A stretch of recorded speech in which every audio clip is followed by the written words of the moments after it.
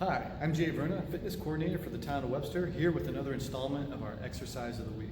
Today we're going to focus on the split squat, which is a good foundational exercise that can lead or help us progress to more challenging lunge variations. There's a couple things in particular I'd like to focus on, and that's the distance between our feet as well as the angle of our trunk. So stay tuned, check it out. All right, the first thing I'd like to focus on is the distance between my front foot and my back foot in the setup of the split squat.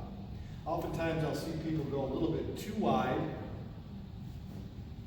and they have a hard time controlling their hips and their body as they go through the movement.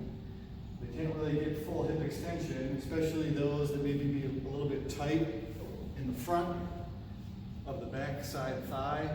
If you spend a lot of time in a seated position for your job throughout the day, these muscles might be really toned up and tight, so it might make it really tough, especially with a wider distance between your feet, to really extend those hips fully and get a good full range of motion, keeping those hips under control. So one way I like to set up is get about 90-degree angle at the hip and the knee. And then from there, what we can do is just bring that front foot in closer to my body so I have a little bit more of a forward angle at my shin and my knee. What this is going to allow me to do, there's actually two things.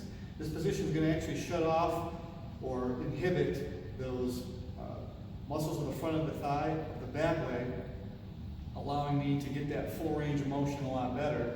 The other thing too is bringing the heel in a little bit closer and getting a little bit more of a forward knee or shin angle is going to allow me to kind of really feel that front foot a lot better and get more of a push off from the bottom of my split squat and allow me to keep my hip, knee, and ankle in a nice straight line.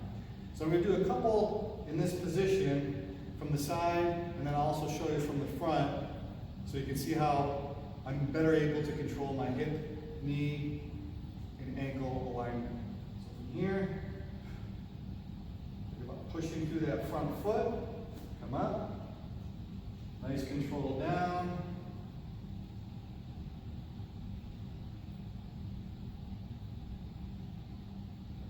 all right, now from the front, I'm going to set up the same way, start with about 90 degrees at the front knee and at the hips, bring that front foot in just a little bit, so I have a little bit more of a forward knee angle.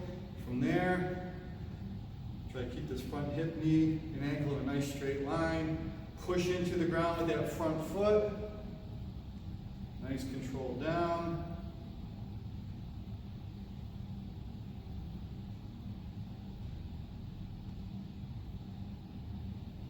So give that a try in terms of your setup. Try to get your hip and knees about 90 degrees. Once you're there, bring that front foot in towards you, just maybe a few inches, so that front knee and shin is a little bit more forward, and see how that feels. The second part of this I'd like to discuss is the angle of our trunk or our torso. As we discussed in the first part of this video, if you tend to be really tight and toned up in those hip flexors, so front of the hip and thigh here, then maybe a more upright trunk or torso angle will be helpful because it'll help shut down or inhibit those hip flexors and allow us to get a good full range of motion without potentially compensating by arching our low back to get there. So again, we would set up about 90-90 hip and knee, or straight up. Again, we want to keep a nice braced midsection, so spine in a good alignment. I like to start with that exhale. Feel those abs, just slightly tuck my hips underneath me. Maintain this position, and then from there, we're going to do our split squat. Keeping more of an upright torso position. I'm able to keep that spine in a good position. And get through that good full range of motion.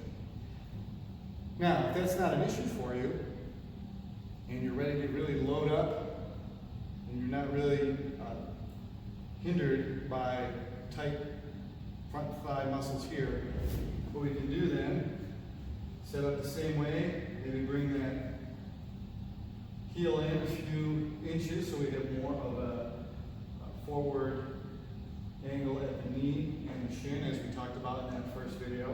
And then again, more of a forward trunk angle, better engaging the foot with the floor, allows a better push off from the floor, and also really loads this front thigh and glute. So it would look like this. Again, nice braced neutral spine, up, fully extending those hips, still keeping that good neutral spine.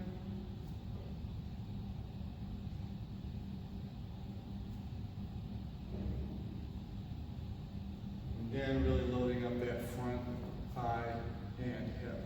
So give it a try. Let us know what you think. We'd love to hear comments. Talk to you soon.